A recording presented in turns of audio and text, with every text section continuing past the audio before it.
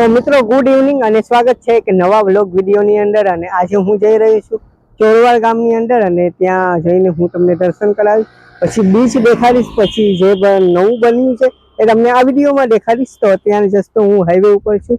તો જો હવે આ ચોરવાડનું ગેટ છે અને આપણે આ માંગરોળથી આવ્યો, આપણી બાઇક અહીંયા મૂકી દીધી છે। તો હાલો મિત્રો, હવે જઈએ છીએ, વધારે સમય બરબાદ નથી કરતો।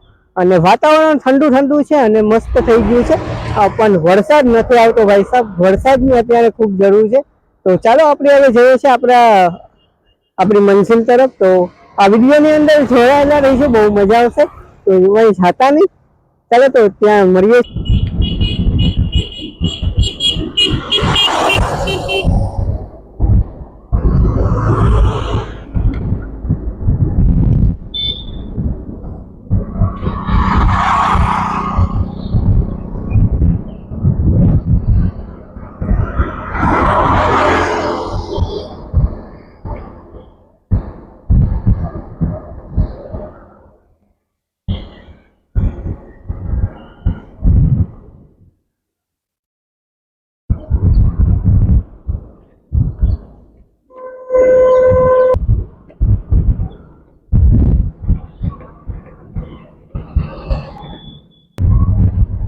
અને ચોરવાડ શહેર નારિયેળી માટે જાણીતું છે મિત્રો।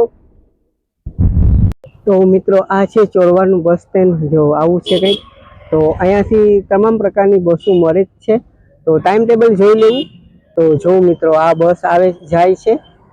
તો આ છે ધીરુભાઈ હીરાચંદ પ્રવેશ દ્વાર છે, આપણે ચોરવાડ બંદર તરફ જવાનું છે આ ગેટમાંથી। દઘેશ્વર મહાદેવ મંદિર તરફ જવાનો રસ્તો છે। તો હવે જઈ રહ્યા છે મિત્રો, આવી રીતનો રસ્તો છે।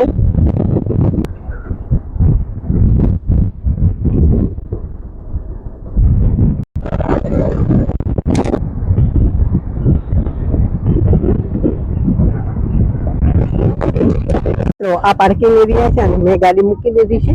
અને જો આવું ચોરવાડ બીચ બનાવ્યું છે, તો સરસ એવું બનાવ્યું છે। આપણે અંદર છે અમારા મિત્ર સુરેશભાઈ સોલંકી। કેમ છો સુરેશભાઈ? મજામાં મજામાં। હા, તમે ભારત જતા હશો ને અમારી બનાવ્યું છે। તો આ ડગેશ્વર મંદિર છે અને જો સરસ મજાનું બીચ બનાવ્યું છે અહીંયા। તો સુરેશભાઈ ની પણ ચેનલ છે। સુરેશભાઈ, તમારી કઈ ચેનલ છે? નામ સુરેશ સોલંકી વ્લોગ। તો અત્યારે કેટલા એમાં સબસ્ક્રાઇબર છે? અત્યારે 1K 200 જેવું છે। 200 ઉપર રહી ગયા। તો તમે અહીંયા જ જોબ કરો છો? અહીંયા જોબ કરું। તો જો સરસ મજાનું બનાવ્યું છે। અને અહીંયા મયુરભાઈ વેંકરિયા પણ આવ્યા હતા ઉદઘાટન સમયે, તમે હતા? હા, હું હતો। સાથે મેં પણ એક બ્લોગ, મતલબ કે એક સીન લીધેલો છે એવું છે એમની સાથે। અને મેં મારા બ્લોગમાં, સુરેશ સોલંકી બ્લોગમાં એ પણ મૂકેલું છે, ત્યાં એમની સાથે સીન છે। મજાનો જો એવો દરિયો પણ છે અને સૌથી ખતરનાક એ ચોરવાડનો દરિયો ગણાય છે અને નાવા ઉપર પ્રતિબંધ છે। અને જો આ સરસ મજાનું એવું બીચ બનાવ્યું છે।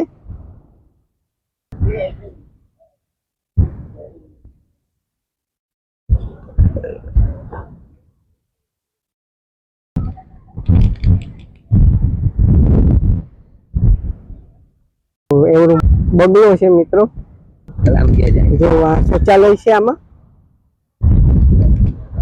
અહીંયા બેસવાની પણ સરસ એવી વ્યવસ્થા છે અને સૂર્યાસ્ત થાય એ નજારો પણ તમે જોઈ શકો છો અને સમુદ્ર મોજાનો પણ નિહાળી શકો છો। તો આવી વ્યવસ્થા બનાવી છે। અને જો અહીંયા બાકડા પણ આપી લીધા છે બેસવા માટે। તો મિત્રો અત્યારે મને પણ અહીંયા આવીને ખૂબ આનંદ થાય છે। એનો અવાજ રેકોર્ડ કરો।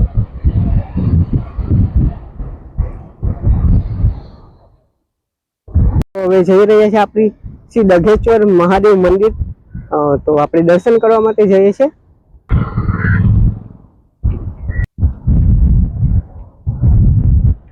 તો અહીંયા બેસવાની વ્યવસ્થા ખૂબ સરસ છે। તો આ મિત્રો અમે આવી ગયા છે મંદિરમાં।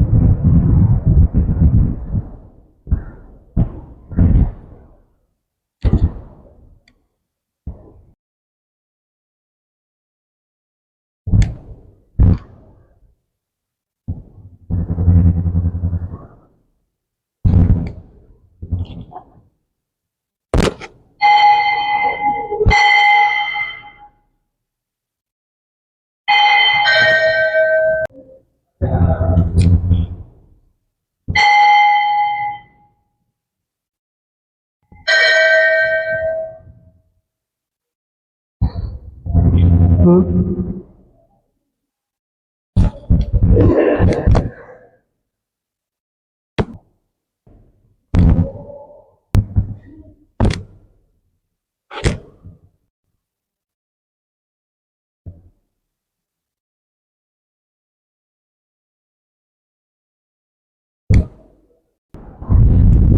મિત્રો હવે આપણે આવી ગયા છે મંદિરના પાછળના ભાગે, અને મંદિરના પાછળથી દરિયાનો વ્યૂ એકદમ મસ્ત આવે છે. તો હું તમને બતાવીશ. તો જો વ્યૂ કેટલો આવે છે, પણ આ દરિયો બહુ ખતરનાક છે, એટલે તમે અહીંયા આવી અને દરિયાને નિહાળજો, પગ બોલવા ના જતા. જો આ દરિયાનો વ્યૂ છે મિત્રો.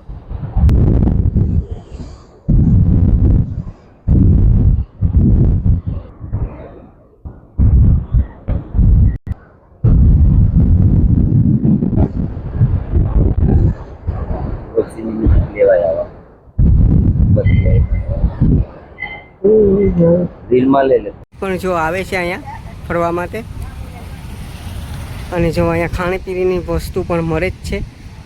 આજ માટે એટલી જ, અને ફરી મળશું એક નવા વ્લોગ સાથે. તો મળશું મેરે કે મળશું ગામડે ગીર, નહીં મળે યા મેકરણ તેની ધરતી ધૂતતી હશે. તો મળીએ છીએ એક નવા વ્લોગ સાથે. તો જય હિન્દ, ભારત માતા.